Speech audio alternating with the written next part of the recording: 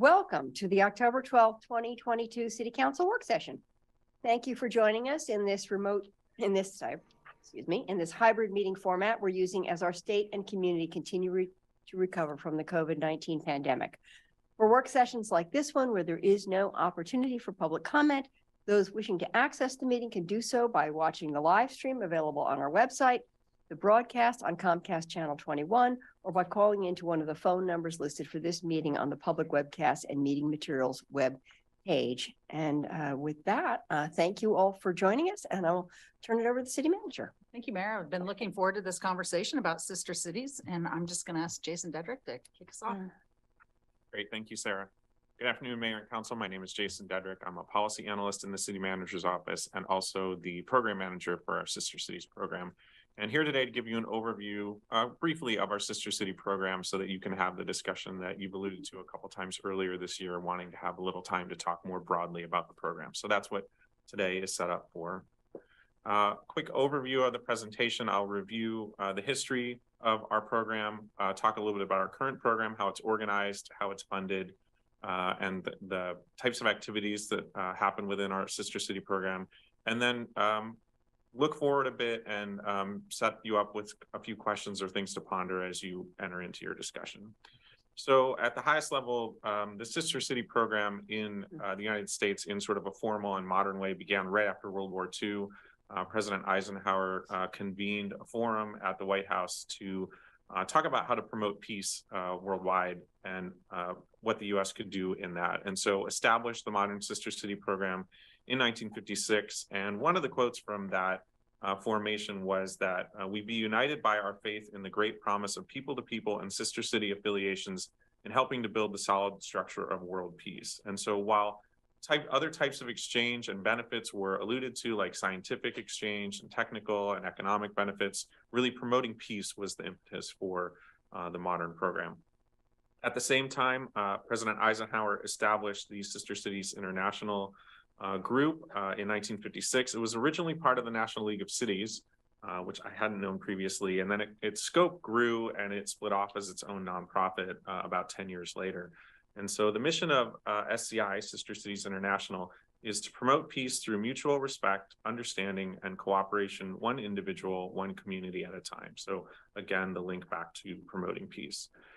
The city is a member of Sister Cities International, as many cities, in fact, probably most cities in the U.S. that have Sister City programs are part of SCI. We pay dues annually.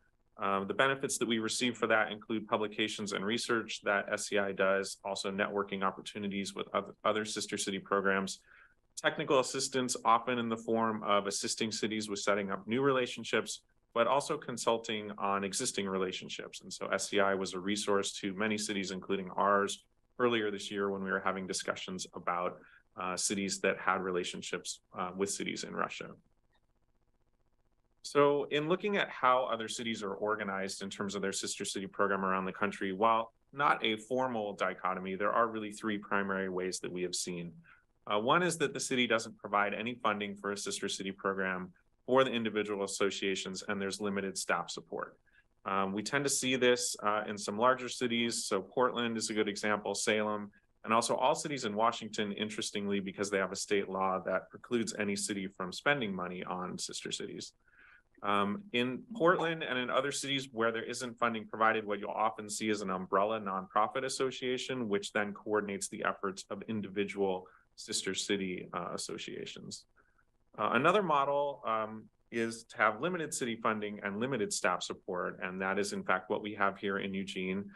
In terms of the limited staff support, that is primarily myself, and it's primarily contract administration, really not a whole lot of hours in any given year.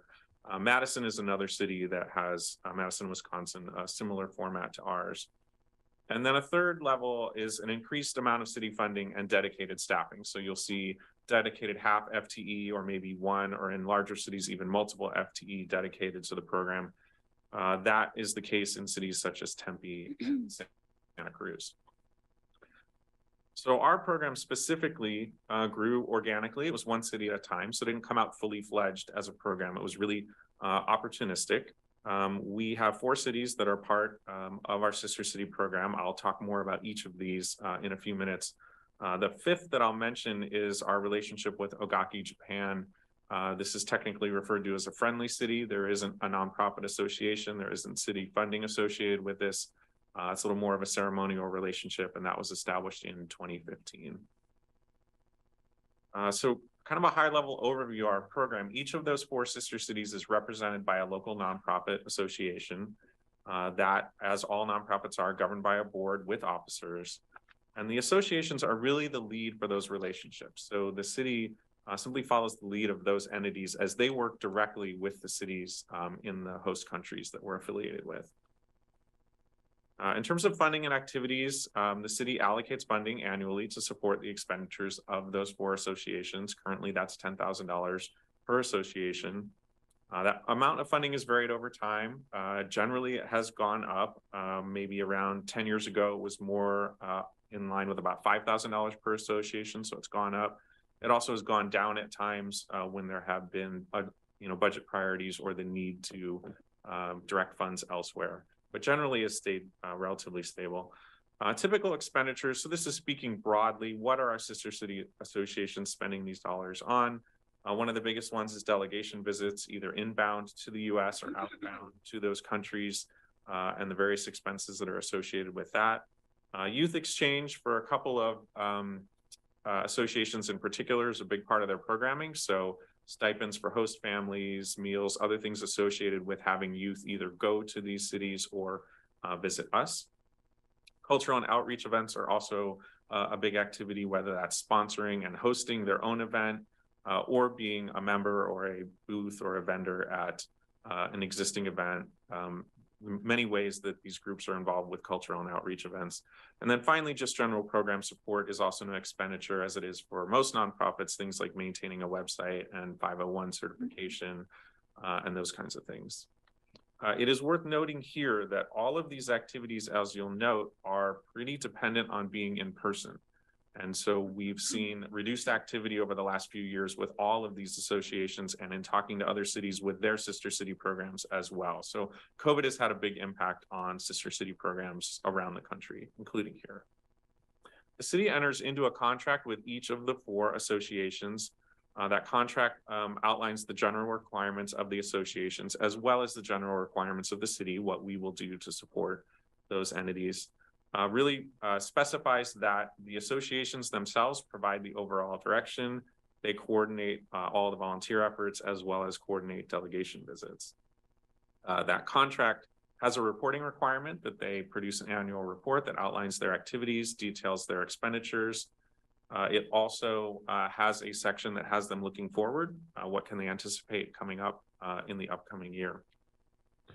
So quickly kind of introducing you to each of these 4 sister cities. Our first relationship was with Jinju, South Korea in 1961.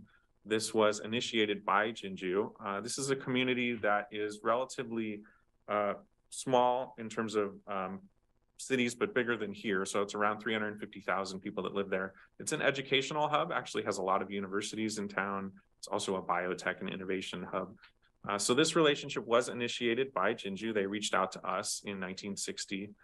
We are their only U.S. sister city, and some of the key activities of this association include a youth ambassador program that's fairly robust, youth moving in both directions, and then also delegations both inbound and outbound from the U.S.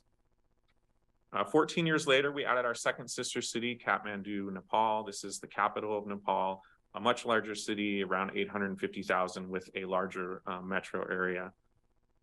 This similarly was also initiated by Kathmandu. They reached out to us to say, would we like to have a relationship with them? We are one of 4 U.S. sister cities that they have. This association hasn't been as robust with things like youth exchange or delegation exchanges. However, there have been some other really interesting things going on. This association has a strong relationship with Eugene Springfield Fire. A good relationship was developed there. Our staff went to Kathmandu in 2017 to provide training on basic life support and other skills. And then their staff have also traveled here to learn here in Eugene about some of our practices. This association also co-hosted a muralist for the 20 by 21 mural project. So helped have that artist from Kathmandu or from Nepal travel here and helped coordinate logistics around that visit. This association was also very strong in its early years in developing a connection with students who were traveling here from Nepal to be students at U of O. And so it has really been a strong resource for the local Nepalese community. Our next sister city 4 years later was Kakagawa, Japan. In 1979, population of around 115,000. This city is about 150 miles southwest of Tokyo, really known for green tea. Every time we have a delegation visit, they're always bringing green tea with them. Also many historic castles in Kakagawa. So similar to the previous two, this relationship was initiated by Kakagawa. They approached us. We are one of two U.S. sister cities that they have.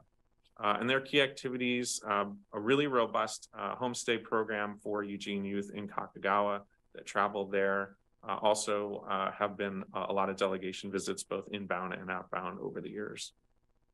And then finally, our fourth sister city relationship was in 1988 with Irkutsk, Russia. A reminder, this relationship was suspended by council earlier this year due to the Russian invasion of Ukraine. However, there's still some interesting things to learn about this relationship. So this is, of our four, the only one that was initiated by Eugene. So community members took the impetus to say, hey, we should have a relationship with a city in Russia.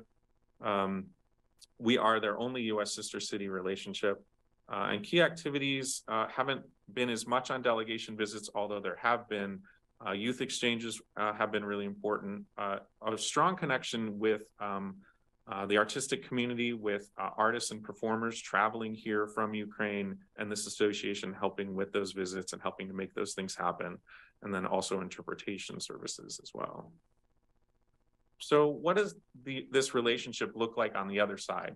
So you've learned a little bit about how we format our program. What does it look like in those other countries? There are really two ways. One is very similar to ours, where there are nonprofit associations that coordinate the activities of the sister city. And that is in place in two of the communities, Kakagawa and Kathmandu. In Kathmandu, that nonprofit hasn't been quite as active in recent years. And so volunteers, as well as staff from the city of Kathmandu, have been coordinating that a little bit more than in past years. And then the other model is where the city is a little more in the driver's seat in terms of staffing and running the program. And that is the case in both Jinju and Irkutsk, where, for example, in Jinju, they have a special office that has, I think, 6 or 8 staff people who work on sister city and some other intergovernmental relations actions. So a little more driven by the cities in both of these, but also heavy involvement from volunteers with things like delegation visits and homestays. So moving forward from here, as I mentioned, the program has grown opportunistically, kind of organically over time as cities have either approached Eugene or we've approached other cities. And so question might be, what does success look like for a program that's grown organically, and how do we think about success, and what does it mean for the program going forward? As with many of our programs at the city, we're starting to think more about outcomes and metrics. How do we measure success? What outcomes are we wanting out of a program? Some discussion from council around that could be helpful for staff moving forward. That conversation could also help inform how we address requests for additional sister cities. Occasionally, we are approached to add sister cities. Came up earlier this year with the possibility of adding a city in Ukraine. And so how would we respond to that? How does it fit in with the overall direction of the program? And then finally, just how do you as a council or you as individual counselors want to be engaged on this program going forward? So hopefully this has helped you learn a little bit more about our program and sets you up a bit for your discussion in terms of what might be helpful for you or helpful for staff. And with that, turn it back to the mayor. Thank you very much for that overview. It was very helpful, and I have had the pleasure before the pandemic of welcoming a number of delegations and appreciating actually the sister city organizations here as they've started to kind of remobilize, re-energize themselves after the pandemic. What a debt we have to those citizen volunteer associations for keeping those connections going. And we have developed some strong ties, and we've become a sort of a very popular place we have a lot of Nepalese who have moved here. And part of that is because we have a sister city relationship, a strong relationship with Japan. We have a Japanese immersion program in the 4J schools. So there's been a lot of momentum there. And we have very large Korean population in this community, and sort of important other Korean nonprofits like Holt International. So, or with an international relationship with Korea. So it's had some power, and in some ways, I think it's been kind of certainly in my term in office a little bit invisible on the landscape there, because we haven't been sending official delegations. So I am interested in hearing what councilors have to say, having gotten that overview. And, okay, Emily, take it away, and then Jennifer, and then Randy. Thank you. Thank you for this report. It was very clear and really helped catch us up on the history. I'm delighted we're having this work session. I think our Sister Cities program is really important, and I also think it hasn't had much light on it lately, especially with COVID. I did go to a couple of the welcoming to the kids delegation and went to a dinner with the Japanese delegation, which I had a blast at. So I really want to see us support what we've already started and be open to expanding the program. At this time when the world is having so much trouble and there's divisiveness and confusion, I think the more we can reach out to other countries, other people, can only benefit us as well as them, and goes along, I think, with our goals of not necessarily including them in our city physically, but being an inclusive, welcoming city. So I really support this program. I would be open to expanding it. I know we're always tight for money, but $10,000 a year per group isn't too horribly awful. It would have been cool to have had some attention during the World Games when we were welcoming the world. And I'm really hoping that with COVID and being calmer, we can start this up again. I know Jennifer got to go on one of the trips. So thanks for having this. And I hope everybody else is excited about it too. It's great to have something positive to talk about. Thank you. Jennifer. Thank you. So I too think there's a lot of potential for this program. I really like the concept and what we're trying to achieve with it, but it's been a long time since it started. The world is different now, and I don't think we're in a position to be expanding the program, because I don't think we're doing it justice as it is. It really feels like it needs a reassessment to figure out, really clearly what are we trying to get out of this. I think some of the groups are doing really great stuff, and it could just, maybe we just need to tell the story a little bit more. But I mean, there's a lot that could be done with this program, and our community only has so many resources. So how do we direct that? How do we make those choices? And I feel like the program feels very ambiguous and not well focused. I don't know if that is helpful. And that's just not possible with just Jason. So, I wouldn't feel right expanding a program that already isn't being supported. But I think we should get to that place, because it'd be nice to have connections in other parts of the world. So I had some questions.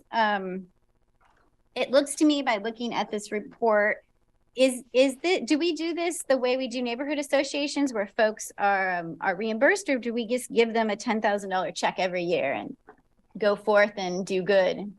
Yeah, currently it is the latter. I would say it's functions almost a little bit more like a grant in that way. So like a grant, which I write many of, do they tell us what they're going to do with that money beforehand? That is part of the recent addition to their contract of having them forecast what's coming up in the upcoming year. I think we're going to continue to work with them as they get more active. Recently, that's really just been from right before COVID, and so they haven't had much going on. And so the intention is to understand better what's coming up in the upcoming year.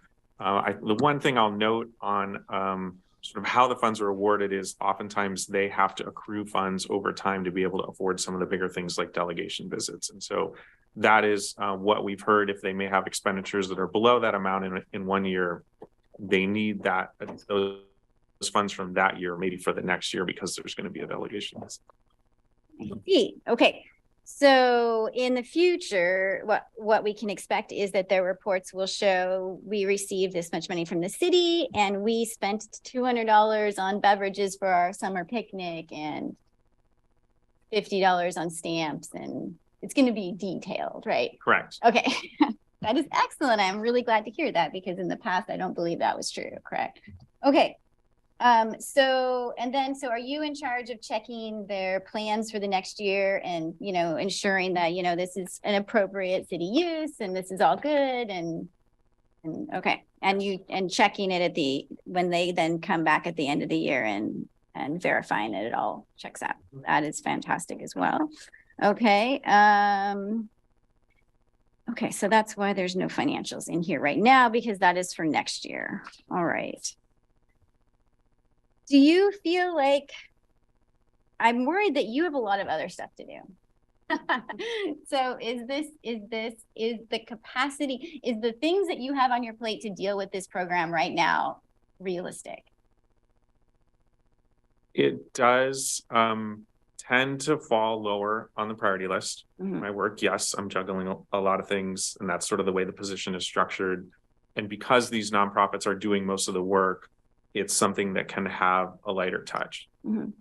I think some additional in the past when there's been a little more capacity. So sometimes in the past, the individual who has worked as the mayor's assistant has provided some capacity for the program, which would often help maybe convene the groups a few times a year, talk about ideas. That has fallen off in recent years. I think there are some easy ads that don't necessarily take a lot of time, but it does suffer a bit, the program, from a prioritization standpoint, at least in my work plan, which is I'm the only staff who in where it sits right now.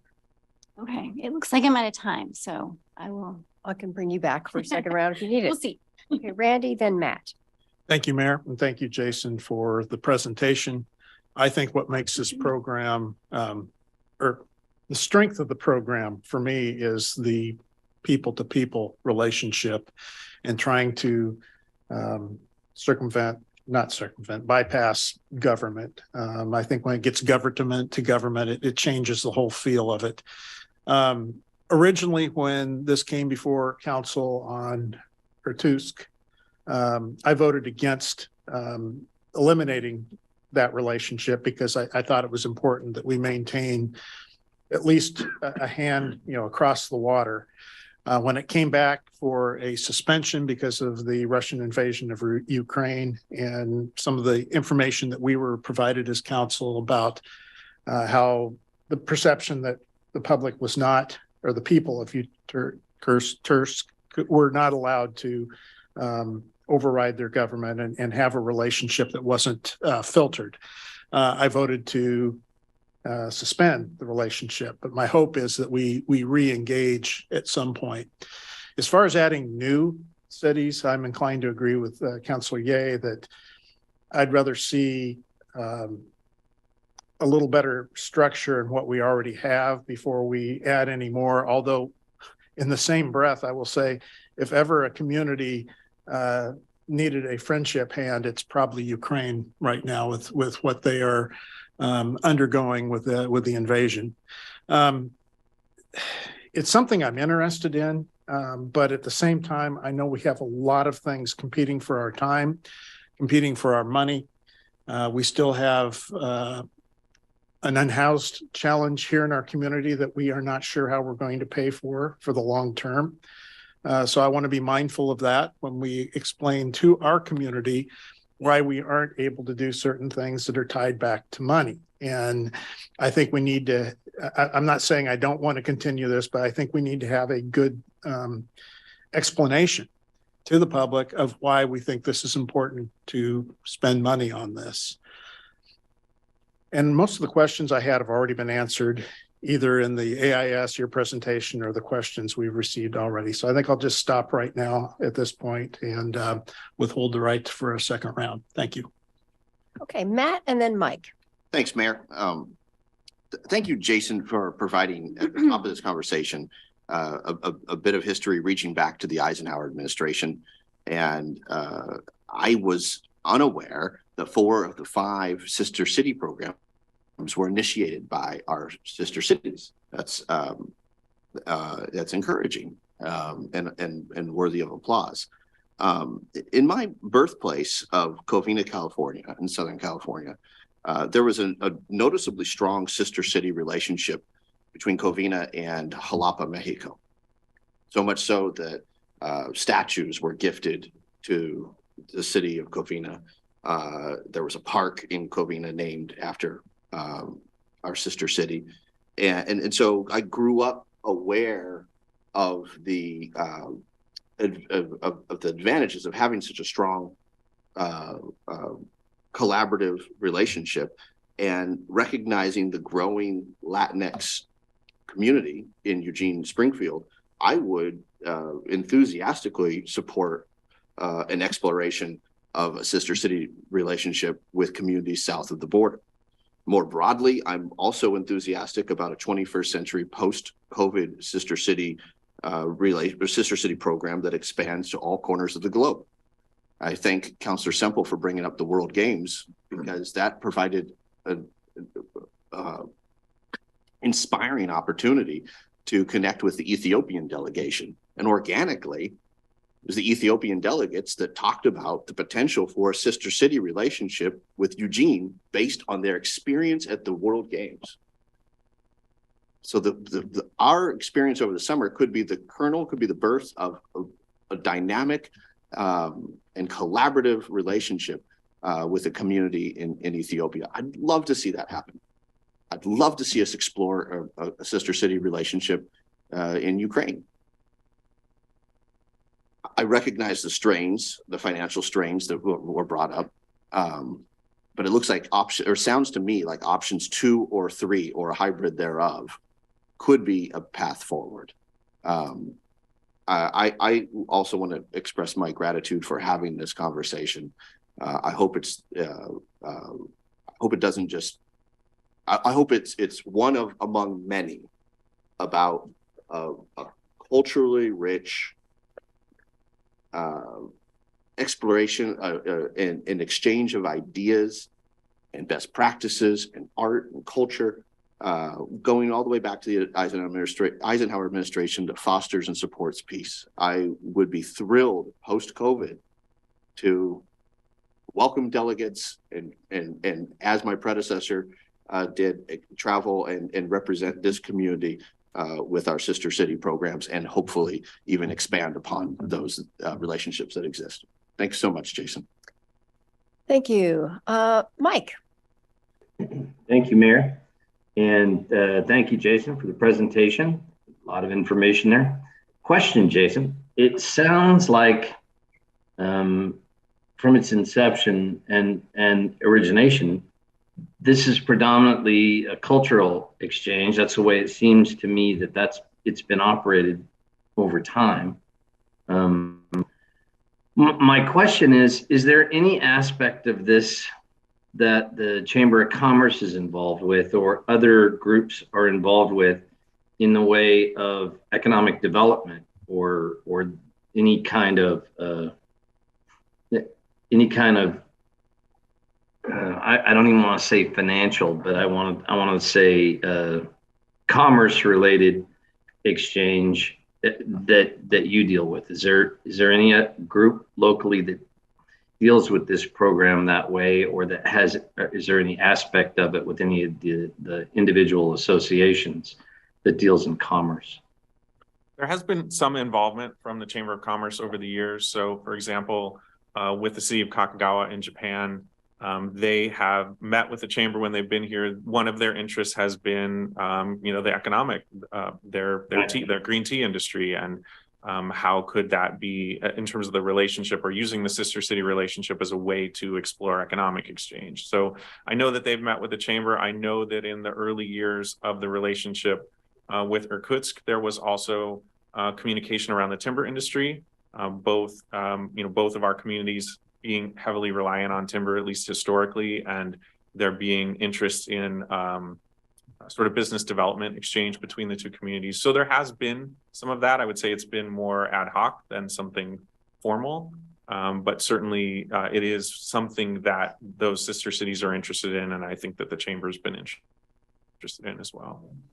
Well, from my perspective, I'm not I'm not channeling my friend Betty Taylor. I'm not a big cheerleader necessarily for the Sister City program, although I recognize its value, and I've enjoyed some of the delegations that have come and been able to communicate with them, specifically with Kakagawa. I think that the potential for economic development and commerce is a reason for it to move forward, and that would be more of developing that more in depthly would be my suggestion for focus if we were to consider any other future sister city relationships. I think we should have one with China, with some city in China perhaps. That would be interesting.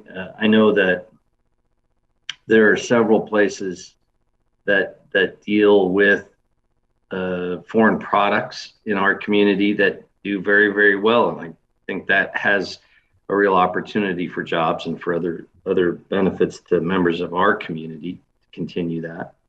And along the lines of Matt's conversation, if we're going to establish one in Mexico, I'd like to put my vote in for Cozumel early. Thanks. Thank you. I don't know if there are people needing second rounds, but I'm going to just jump in with a couple of questions. We did do a little bit. The sister cities have, certainly in the last couple of months, definitely before COVID, we thought they would have a much higher visibility at Oregon 21, and then it became Oregon 22. We did engage with them to some extent. I wonder if you could just sort of summarize some of that. There certainly was a more concerted effort leading into 21. We had convened a couple of meetings with reps from the 4 sister cities to talk about how they might want to be engaged, what ideas they had. Then when the event moved, that fizzled a bit, and there was even a question about whether or not we're going to have the event. And yeah, I would say regrettably, those efforts didn't pick up as much in terms of the city helping to facilitate that. Those associations still did have some kind of one-off involvement with the event, but it wasn't, I think, as coordinated as and as visible as our vision once was around that. Yeah, thank you. I think that what we're hearing from some of the sister cities is they would like to have higher visibility. And not long ago got an email from one of the representatives about wanting to have a signpost somewhere in the city that would have mileage to the sister cities. So I guess I am interested. I would actually like to hear from my colleagues on council, because there are maybe some things that we could do that would heighten the visibility that wouldn't be a huge expansion of the program potentially, and potentially, maybe supporting Jason with a little extra of somebody else's time.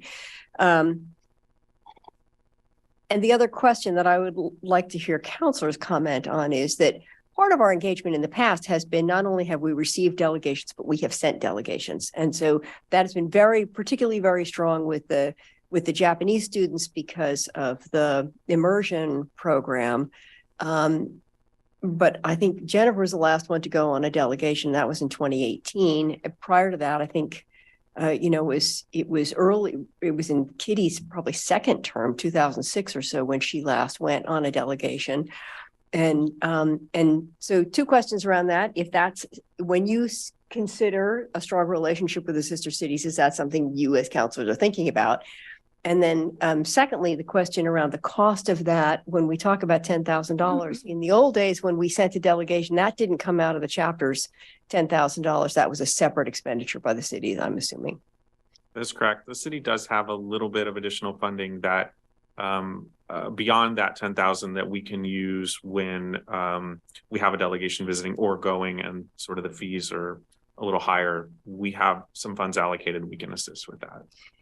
I'll just say one other thing, and then I'd love to hear other councilors' comments, which is that one of my experiences as the mayor in receiving delegations pre-pandemic is we didn't have a very robust capacity for doing that as a city. So it was pretty much left up to the chapters. And so I would be interested, as these sort of reemerge as vital organizations, that we have a somewhat more robust formal response as a city around how we welcome those delegations. And I'm not necessarily looking for something elaborate, but something just a little bit more than what we have been doing in recent years. So that would be my preference. Okay, did you need a second round, Jennifer? Matt, go for it. Mayor, you've inspired me. This is a direct response to your suggestion, which is welcome. We're Track City USA, but we're also, and I'm rather proud that we're Tree City USA. In addition to a mileage post or a marker indicating our distance from our sister city relationships or indicating our closeness to our sister cities, I would hope that we would have such a marker that would leave room to grow. And that got me on this Tree City concept, in which we could also encourage, or I'm envisioning a space in which we could encourage a planting of a tree that symbolizes or is native to each of our sister city communities, possibly along the Riverfront Park Plaza, that indicates our commitment to our relationships, while also underscoring our commitment to our environment around us. I could think of no better place in the community than the developing Riverfront Plaza, as it presents itself, at least in my mind, as an ideal place to welcome delegations, highlight the beauty of our river and our community, as we did at the World Games, and plant some trees that may further cement our relationships with our communities across the globe. Okay, thank you. Randy. Thank you, Mayor. For some reason, I wasn't thinking I'd be up that quick. I like the idea that Councilor Keating raised about something down at the Riverfront Park, and I'm actually intrigued by the post that has the arrows pointing to the different sister cities with some mileage, and maybe something down there as a receiving point that has some element that's included from each or about each of the sister cities. I'm also remembering when I was a deputy chief in fire, the Kakagawa delegation visiting our department out at 2nd and Chambers. And I remembered through this process now how impressed I was when they came in, and how professional they were, but also how they were really interested in engaging. They brought some fire personnel with them, and they were very interested in how we trained, deployed, and operated. And it does remind me that there are things that we can learn from one another that are beyond the bounds of our own country. We exchange a lot of ideas within the United States and even Western countries, but we do less of that with countries and cultures that are further afield. At the same time, I don't want to lose sight of what we have going on here and our own challenges. And again, whatever we do, we need to be able to tie back to the public in a way that it makes sense. And I think we can do that, but I think that's going to be an important part of the dialogue and how we communicate what we're doing and why we're doing it. Thank you. Thank you. Mike. Thank you, Mayor. First of all, it's my recollection that for a number of years, it was regular that Eugene would send delegations either annually or biannually to our sister city affiliates, and the city would cover the cost of doing so. I remember about 10 or 12 years ago, when we had some very, very challenging budget years, the decision was made not to pay for council and the mayor to travel to other sister cities, but that it would be a personal cost covered by those counselors. I know that for me at the time, that's the reason I never went on any of those. And I think it's probably still wise. That's a decision for the whole council, obviously, but I suspect we may be getting into challenging budget years in the future. But that us sending delegations, I think, has the ability for the program to be more robust. Jason, do we still have, as I'm remembering back so long ago when we actually had a city hall, we had the glass cases around the back that were filled with gifts from sister cities. Do we still have all of those stored somewhere? We do. I just recently saw them in archives. So they are all there, displayed rather organized in an organized fashion, such that if we were touring people through archives, they could see them. But we do still have all of that. Yes. Okay. I think that, hopefully someday displaying some of those things helps with the process of the Sister City program being, at least to some degree, more well known in our community when we have a public place to put those. So I'll look forward to that. Thank you. Mike, I just have to follow up on that, which is that I have a cabinet in my office that is filled with the gifts that I have received from Sister City and Ogaaki delegations. So yes, I have my own private storage locker of those things as well that I've been holding on. I had two other comments that I wanted to throw in. Do you need it? If you don't mind, Yeah, unless go you for want to it. go first. Okay, I'm not in a rush. go ahead, Jennifer. So I want to back up what Councilor Groves has been saying. I think the program's important and I think it has value, but when it feels like it's unfocused and we don't have specific things to talk about, and it's hard for us to sell that to the community. But I want to also make the point that I don't think they all have to look the same. Right. And here's the problem is that takes staff time, right? If we're going to work with each group and figure out what's appropriate for them and their community, here in our city, but also wherever their sister city is, that takes time and effort, and you're just you, right? And you have other jobs. So I don't know how we get that, whether that is counselors stepping up and helping. I would be more than happy to. I mean, I only have so much time, but right, if that's going to help, like maybe we can do something along those lines to help figure out what's the best thing. Because I think Councilor Clark is right. There are cities where, they're going to be interested in economic stuff. There's another city's going to be interested in cultural exchange, and others, they all have their own needs, just like we have our own needs. And if we can find those connecting points, we can make a much stronger relationship. And I like all the different ideas of different cities, and that's great, but sometimes you have to love the one you're with, right? The story that Councilor Keating is telling about his community, it would be amazing for us to have that kind of connection, but we're not if we have 8 sister cities. Like, we only have so much capacity. So sometimes we have to concentrate on the ones we have and create those really special relationships that, if you have too many, you just don't have that special feeling anymore. And the other thing I'm struggling with here is, I guess I didn't realize they were private nonprofits. I thought these were more like ad hoc community groups.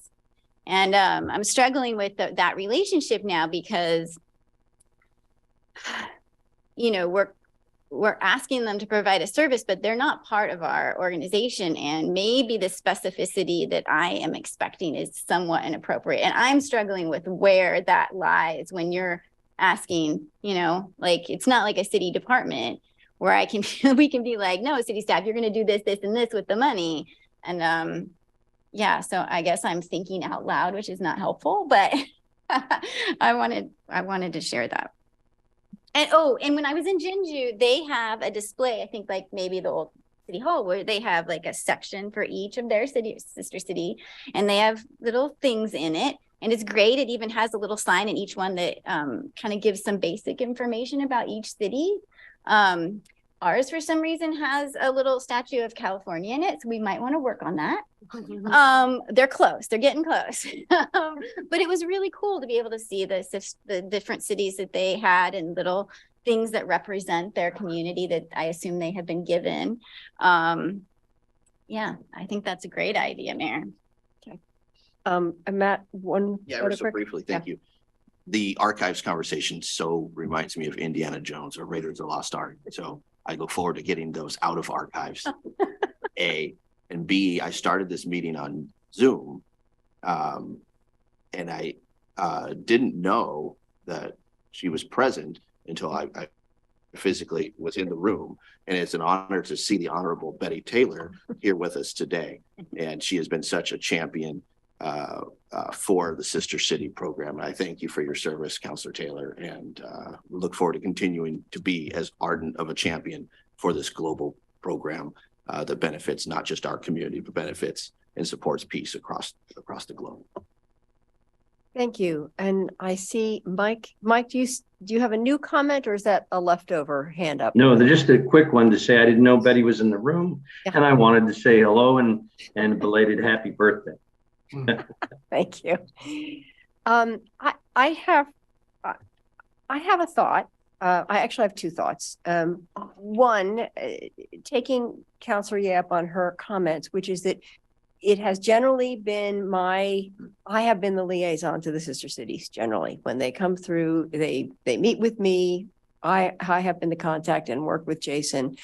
You know, as a council, you could consider, and any of you could step up to share that role with me. So council actually is more engaged in meeting those sister cities, and we have more of a presence. That could be a rotating role. You could each pick a sister city.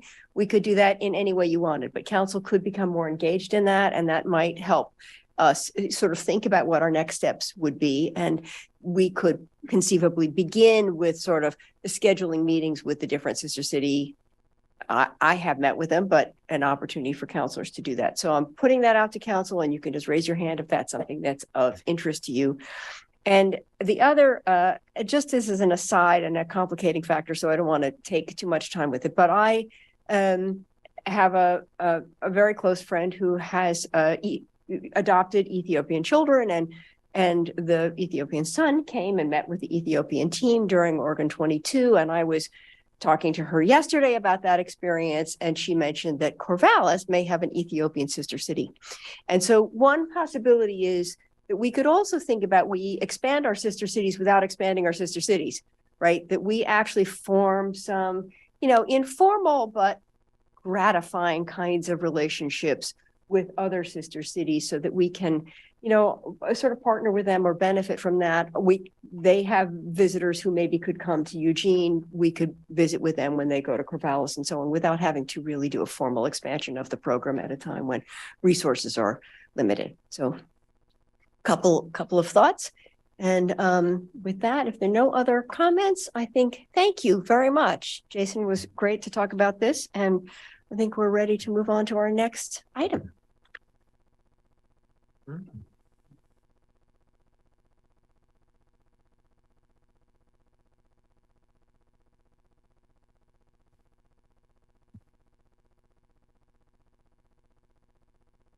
Mayor, councilors, thank you for seeing me today. My name is Travis Smith. I'm the city prosecutor for the city of Eugene. I've been city prosecutor for about 5 years. I think this may be the first time I've been in front of all of you. So I just wanted to give you a quick blurb about who I am. I grew up here, went to school at U of O, went to Lewis and Clark, was a judge advocate in the Marine Corps. An opportunity came back here to work back in my hometown. I took advantage of that opportunity. And it's really been a tremendous experience to work in this community and address these problems. It's something that I have a lot of passion for, and I appreciate all the opportunities I've been given. I want to talk to you today about amendments to, or a change to, interfering with a police officer under the Eugene City Code 4.907. That Eugene City Code is substantially similar to interfering with a peace officer, ORS 162247. Most of our city code charges are similar to the state of Oregon and the ORS, and that's important for a reason. House Bill 3164, signed by Governor Brown in 2021, amends the state's crime of interfering with a peace officer to narrow the scope of conduct encompassed by the statute and to prohibit the arrest of a person for interfering with a peace officer for conduct that would constitute any other criminal offense. They made those changes for a few reasons. One was interfering with a peace officer has been viewed by some proponents as kind of being overcharged. And so it's pretty common in my office to get a criminal incident where you have something charged with interfering with a peace officer resisting arrest. and or escape. And we can charge 1, 2, or all 3 of those. And as a prosecutor, you look at it as sort of like contingencies of proof, like which one of these 3 is going to be the easiest to prove at trial, if that's what I want to deal with.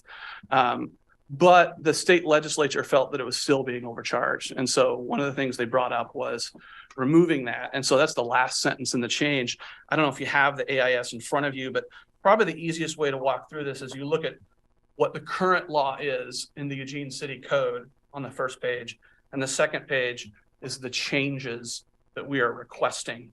So substantively, the big change they made was interfering with a peace officer has 2 different prongs. Okay, you can go down one of 2 paths. One is interfering with the law enforcement officials' performance of their lawful duties with regards to another person. The most common charge historically with our office and in the state when it was the old law was the other prong, the other option, which was lawful order. The reason for that is, frankly, it's really easy for a police officer to articulate that in a police report. So that's what they like to go with. They can sit there and they go, okay, well, I was doing my job. I asked this person to do X. They didn't do it. Okay. And so what happened was during discussions of criminal justice reform at the state level, one of the things that the legislature took up was, do we want to continue to have that? And there's been a few issues that have been brought up with that. There's some cases where Oregon Supreme Court's looked at what is a lawful order. There's been some issues with that. There was another case about passive resistance.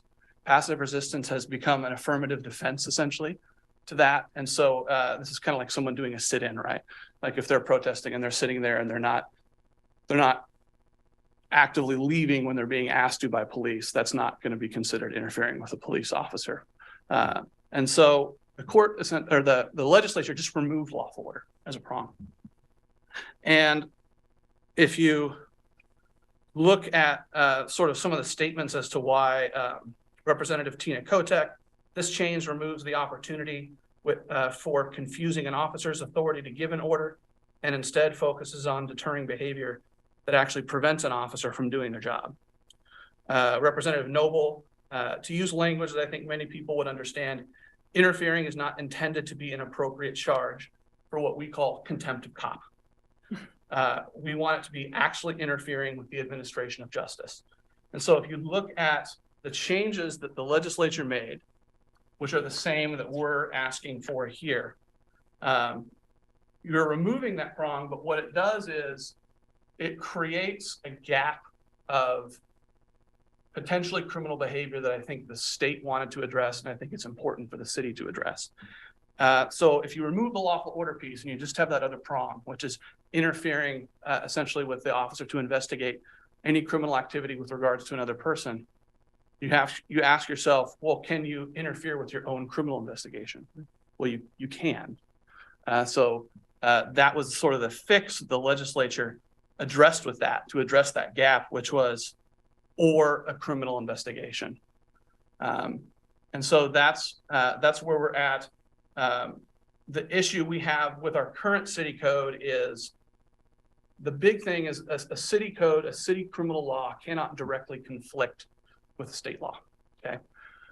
With criminal stuff, it's a little tricky, right? Because a state can choose to not address behavior and just say, we'll let the cities legislate this criminally if they want to, but we're not going to be involved in it.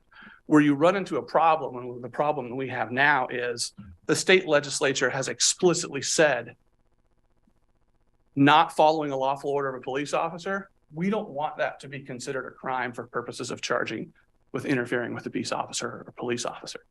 So applying that standard, my office and I decided we're not going to charge the lawful order piece interfering with a peace officer.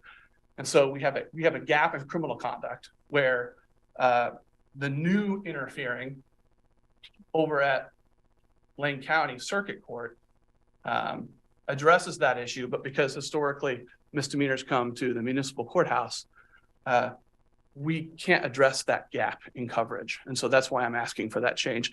We still will charge the other prong, interfering in a the criminal investigation of someone else or the officer's lawful duties in regards to someone else. But we're not charging that right now because it directly conflicts with the state law. So that's all I have. I'm happy to answer any questions you have. Okay, I see, Randy. Thank you very much for that explanation. I have to hang on every word to make sure I'm actually tracking this, but I'll hear the questions asked, and if I still have questions, thank you. Go ahead, Thank you, Randy. Mayor. Thank you, Travis. Appreciate the explanation.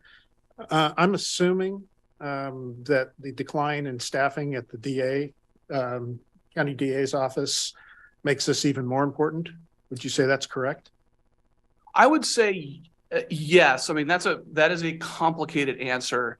I have not seen a huge flood of new types of cases coming into our office compared to before. But yes, there are cases that have gone to the DA's office in the past that historically would go to us. What I'm talking about with this charge, though, these charges were coming to us already in the first place.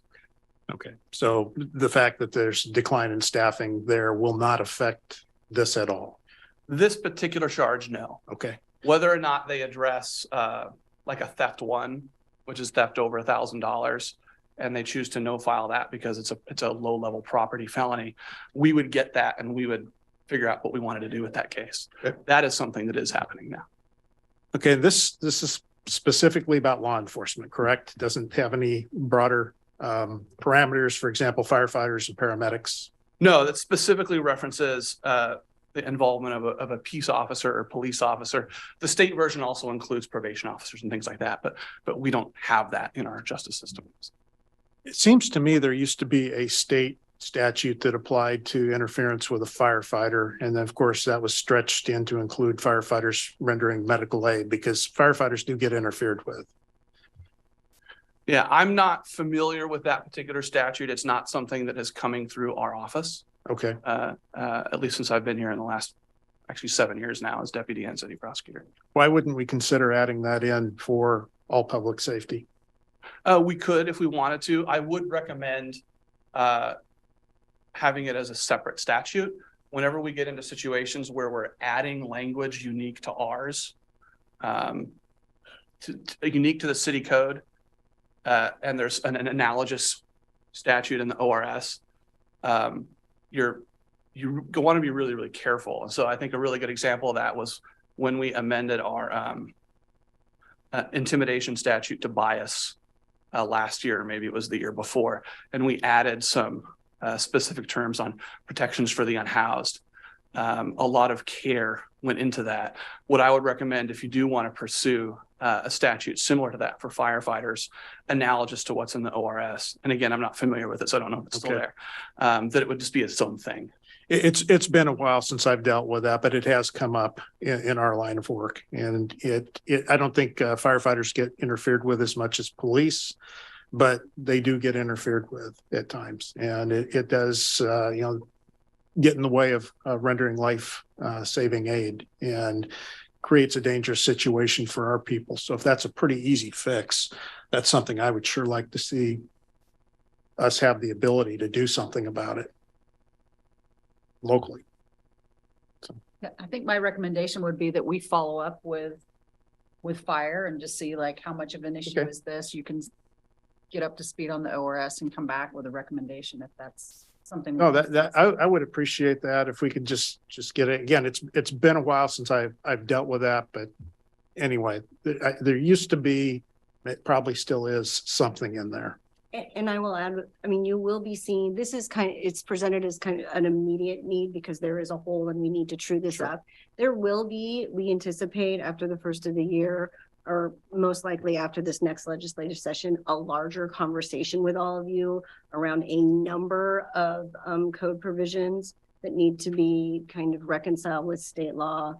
And we could include looking at that particular one as part of that larger discussion. I'm not interested in slowing this down at all, but it just throw that out there.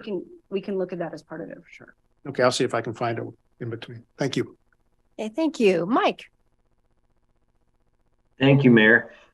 Thank you for the presentation, sir. Appreciate that. Would I be correct in assuming, and I think you said this, essentially that there are a number of issues upon which statute may be silent with intention, that individual communities would have the ability to create ordinance around a crime or a violation that the state legislature intended for them to do locally and not at the state level?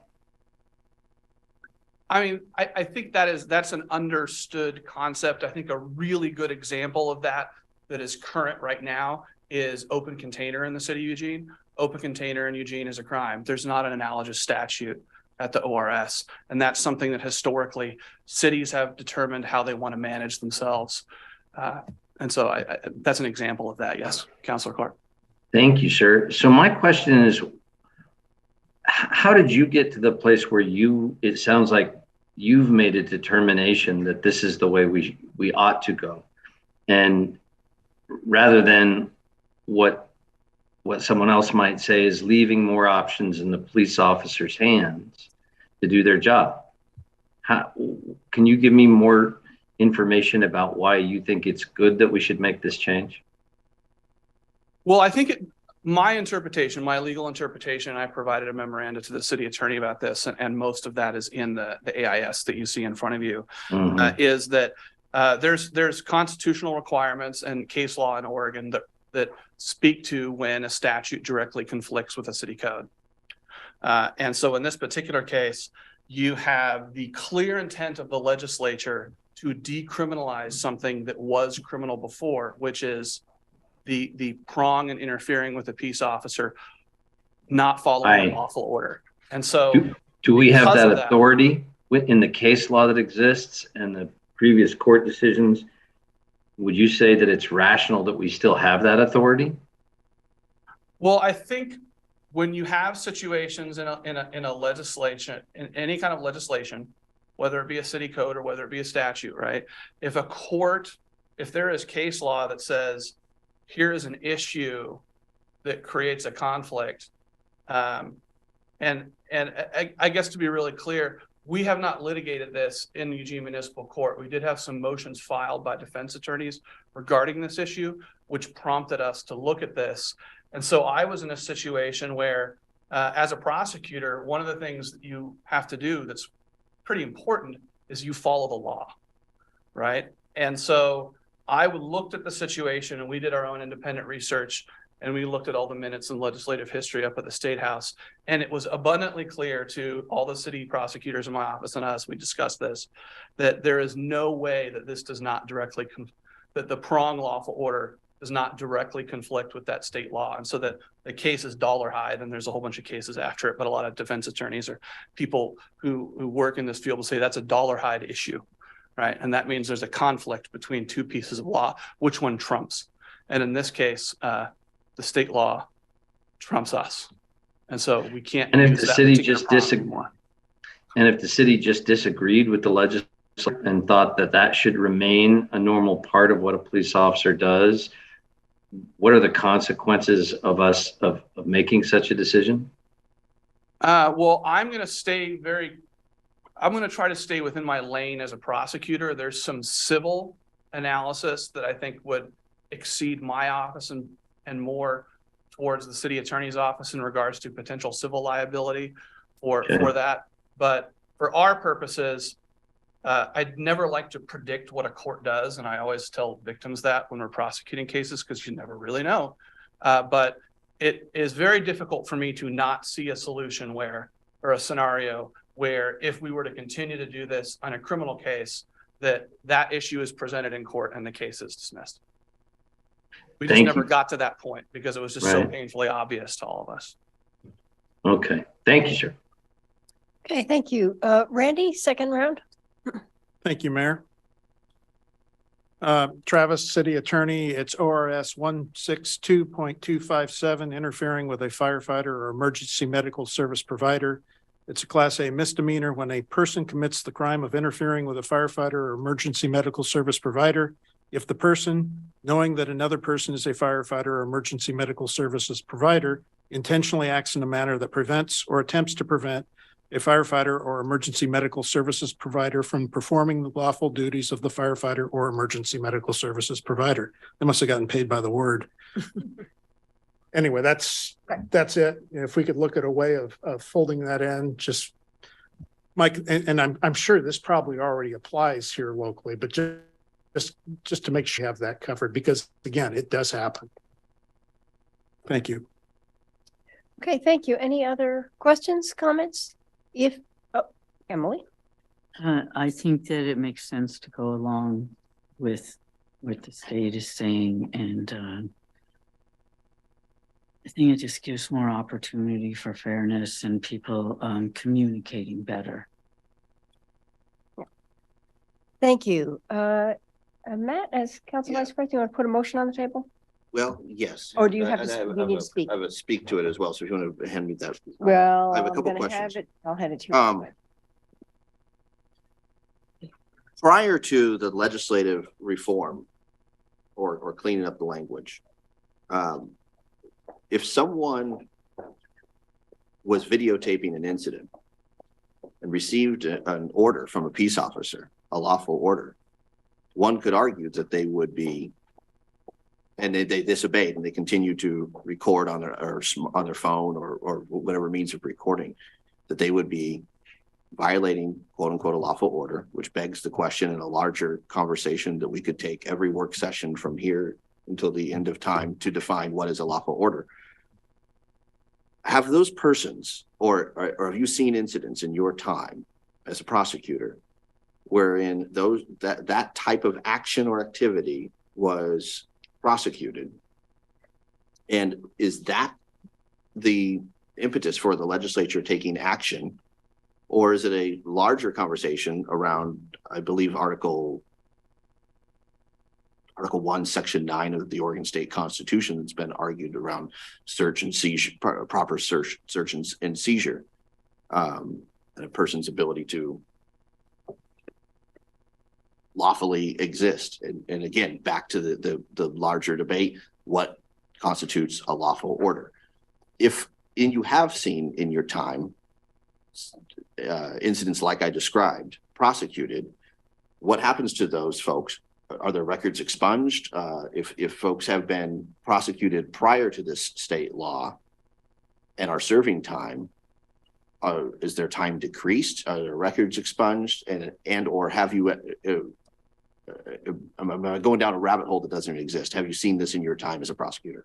Well, just to make sure I understand your question, Counselor, it sounds like there's two questions. One is the lawful order piece kind of like an issue, and is that something that comes up a lot? And then the second piece was the expungement process. How difficult is that? Does it impact someone's sentence? How does it relate to under the old interfering thing? I'll answer that first. Okay.